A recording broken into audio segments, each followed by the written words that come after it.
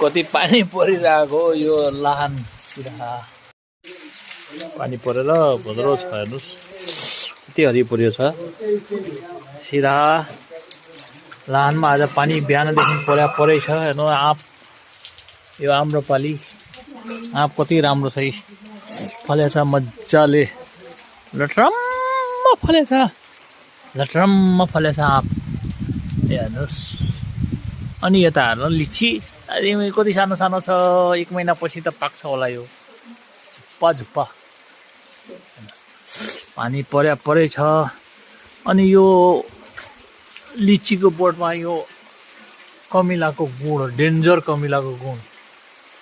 यो African and जस्तै यो छ यहाँ पनि लिचीको बोटमा खतरा छ यतातिर केराको बारी छ यतातिर आँपको झारी छ वाह चिसो